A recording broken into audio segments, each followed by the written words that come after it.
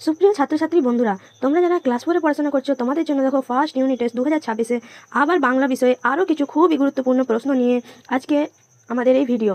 তো চলো দেখি প্রথম প্রশ্নটা কি। প্রথমে দেখো কি বলেছে, শূন্য স্থান পূরণ করো। ইয়াসুয়া কিচানের দেখো কোন রোগের জন্য পায়ে অসুবিধা ছিল? পোলিও রোগের জন্য।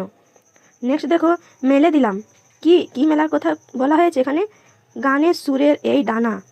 নেক্সট, তমইতে সবার একটা করে গাছ ছিল। নেক্সট দেখো, মিলেছে আজ দুষ্টু কটি মেয়ে। পরের প্রশ্ন দেখো, একটি বাক্যে উত্তর দাও। সবার আমি ছাত্র কবিতাটি কোন কবির রচনা?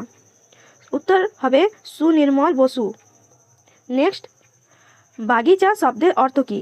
বাগিচা শব্দের অর্থ ছোট্ট বাগান।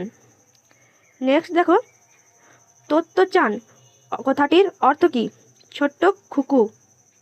পরের প্রশ্ন, কে কবিকে মধুর কথা বলতে শেখালো? উত্তর হবে চাঁদ কবিকে মধুর কথা বলতে শেখালো। পরের প্রশ্ন, বনভোজন কবিতায় কে মিছিমিছি গিন্নি সেজেছিল? উত্তর হবে দেখো বনভোজন কবিতায় নুরু মিছিমিছি গিন্নি সেজেছিল। পরের প্রশ্ন দেখো 3 দাগে বাক্য রচনা করতে বলেছে। বুদ্ধিমান দিয়ে বাক্য রচনা দেখো, রাহুল খুব বুদ্ধিমান ছাত্র। আরেকটা আছে কৌতূহল, নতুন জিনিস জানার প্রতি তার কৌতূহল বেশি। 4 দাগে দেখো, নিচের প্রশ্নগুলি উত্তর দাও।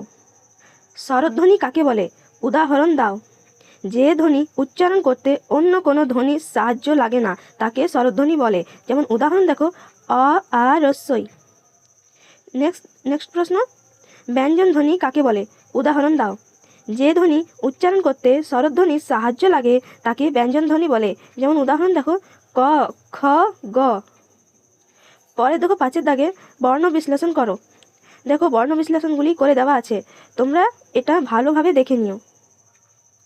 নেক্সট, এলোমেলো বর্ণগুলি সাজিয়ে শব্দে লেখো।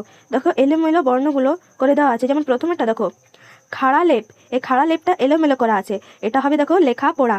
এমনি পরপর সবগুলো করে দেওয়া আছে, এটা তোমরা দেখে নিও। 7 দাগে দেখো কি বলেছে, রচনা লেখো।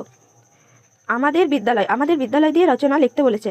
দেখো রচনাটা, আমাদের বিদ্যালয়ের নাম বাঁকুড়া গোয়েঙ্কা প্রাথমিক বিদ্যালয়। আমাদের বিদ্যালয়টি খুব সুন্দর ও পরিষ্কার। এখানে অনেক ছাত্রছাত্রী পড়ে এবং অভিজ্ঞ শিক্ষকরা আমাদের পড়ান। বিদ্যালয়ে একটি বড় খেলার মাঠ আছে যেখানে আমরা খেলাধুলা করি। প্রতিদিন আমরা প্রার্থনা দিয়ে দিন শুরু করি। আমাদের বিদ্যালয় আমাদের জ্ঞান অর্জনের স্থান। নেক্সট রচনা দেখো কি আছে, রবীন্দ্রনাথ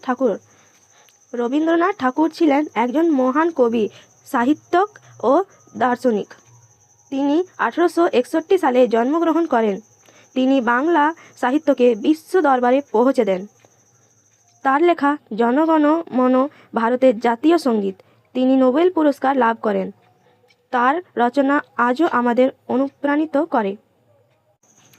সুপ্রিয় ছাত্রছাত্রী বন্ধুরা, বাংলা বিষয়ের এই সাজেশন ভিডিও তোমরা খুব ভালোভাবে দেখে নিও, কারণ এই সাজেশন ভিডিওয়ে থাকা প্রতিটি প্রশ্ন হতে চলেছে তোমাদের জন্য খুবই গুরুত্বপূর্ণ।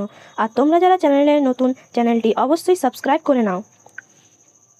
আর তোমাদের পরীক্ষা খুবই ভালো হোক এই শুভকামনা জানিয়ে আমরা আজকের ভিডিও এখানেই শেষ করি। Enjoy exam, all the best.